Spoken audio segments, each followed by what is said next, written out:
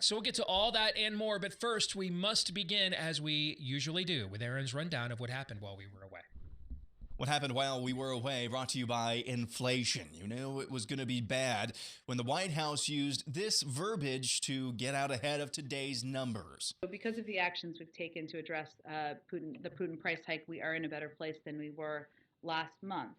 But we expect March CPI headline inflation to be extraordinarily elevated. Well, we got the Consumer Price Index report this morning, and prices have soared 8.5% year over year. That's the highest mark since 1981. Anyway, about those Putin price hikes, U.S. intel officials told NBC recently they're just making stuff up about the conflict in Ukraine. We're also told the intelligence wasn't very clear about what exactly was going on. Really interesting and unprecedented use of intelligence here, Allison. Yeah, Ken, as you just said, not just intelligence here, unprecedented use. One U.S. official telling you it doesn't even have to be solid intelligence when we talk about it. It's more important to get out ahead of them.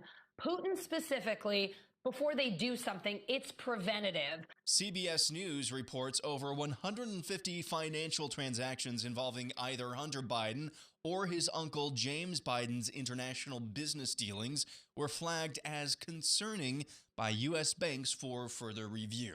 Joe Biden, your thoughts? Imagine had the tobacco industry been immune to prostitutes being sued. Come on. There was a heck of a Friday evening news dump late last week. 2 men were acquitted by a jury in Michigan in the alleged plot to kidnap Michigan Governor Gretchen Whitmer back in October of 2020.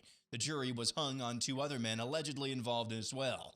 Essentially, this means a jury found the FBI entrapped at least 2 of these men into committing a crime against a prominent Democrat official while millions of Americans were already voting in the 2020 election. Also last week, a judge in Deace acquitted an individual charged with misdemeanors for entering the Capitol during the events at the Capitol on January 6th, 2020. The defendant claimed police let him into the rotunda and had evidence his claims were correct. Meanwhile, in China, that's the sound of tens of thousands of Shanghai residents screaming in distress after the entire city was placed on a lockdown last week, apparently because of COVID. Videos have been surfacing on the regular of those who have purportedly taken their own life as extreme starvation hits the city of 26 million residents, all locked in their homes with apparently no plan on when they can come back out. The city of Philadelphia has reinstated its mask mandate as COVID cases in the Northeast begin another uptick.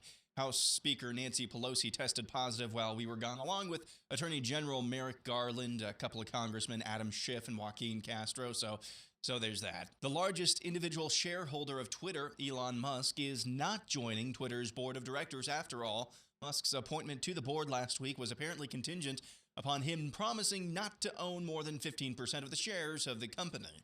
Musk's shirking of the board invitation is causing some to speculate if the billionaire is planning a more hostile takeover of the company. Yesterday, Florida Governor Ron DeSantis announced a new initiative aimed at helping fathers strengthen their families. There was actually an article, a column in the New York Times that said, it was titled, "The Nuclear Family Was a Mistake." And you have other people that kind of poo-poo the idea of father. I just want to be sure in Florida, we are not going to be following this propaganda. We're going to put programs in place that support fathers and help families stay connected and engaged with each other. The $70 million measure funds programs to support fathers and help families stay connected. Groomer update, here's a random elementary school teacher. Kids as young as 3 and 4 are actually aware of their gender identity, even if they don't have the language for it. Also very aware of who they like and who they don't like. Heterosexuality is pushed on our kids on a daily basis at a very young age. Media, through books. The first Disney movie that you saw. To say that pre-K through 3rd grade are not ready for such topics is actually internalized homophobia and transphobia. They're very much ready for these topics and are way more accepting than adults when it comes to discussing these topics. A new Trafalgar Group poll shows nearly 70% of respondents say Disney's push to expose young children to sexual and gender ideas makes them less likely to do business with the company.